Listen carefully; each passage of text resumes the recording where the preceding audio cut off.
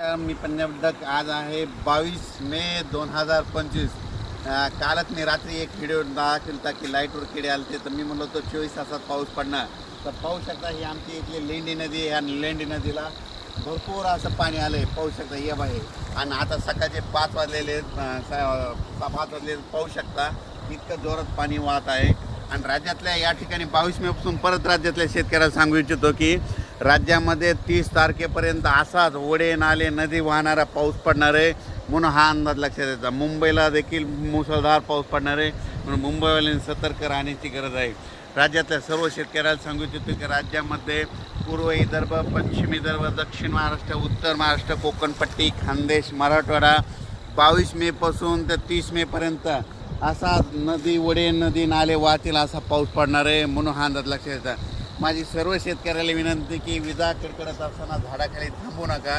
त्याच्यानंतर विजा कडकडत असताना आपले पाळीव प्राणी झाडाखाली बांधू नका, कारण की झाडावर जास्त विजा पडतात म्हणून हे अंदाज लक्षात येतात. नारळाच्या झाडावर देखील वीज पडते म्हणून नारळाच्या झाडाखाली थांबू नका. मोबाईलचं नेट देखील बंद करा.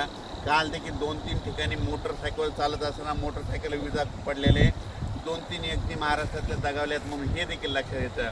आणि राज्यात सांगायचं झालं तर म्हणजे हा पाऊस 30 तारखेपर्यंत दररोज 2-2 दिवस वेगवेगळ्या भागात पडणार आहे आणि जमिनीमध्ये चांगली 1 फूट वर जाणार आहे म्हणून हा अंदाज लक्षात येतात.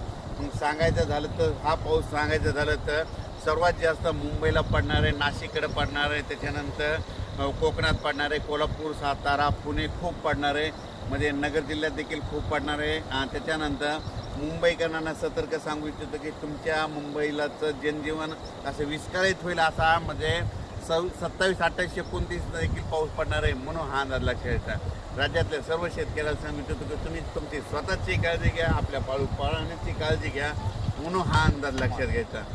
राज्यातल्या कालच मी एक व्हिडिओ टाकला होता की मी म्हणलो होतो लाईटवर किडे आल्याच्या नंतर बघा 72 तासात पाऊस येतो का नाही. म्हणजे काल 21 मेला टाकलं हे बघा 22 मे. तर हे असा निसर्ग संदेश देते. आणि आणखीन एक सगळ्यात महत्त्वाचं सांगतो की 15 मे ते 30 मे दरम्यान ज्या गावात जास्त पाऊस पडला त्या गावात पावसाळ्यात जास्त पाऊस पडतो आणि त्या गावाला झुकत माप राहतं म्हणून हे सगळ्यांनी लक्ष घ्यायचं. हे कोणताच तज्ज्ञ तुम्हाला सांगणार नाही. जर तुम्हाला एक सांगू इच्छितो की आमचं धामणगाव आहे, म्हणजे आमच्या धामणगावला 15 मे ते 30 मे दरम्यान आता असा पाऊस पडला आणि इकडे सेलूला नाही पडला तर येणाऱ्या पावसाळ्यात आमच्या गावाला दररोज पाऊस पडणार पण सेलूवाल्याला सोडून देणार म्हणून हे प्रत्येकाने ही गोष्ट लक्षात घ्यायची.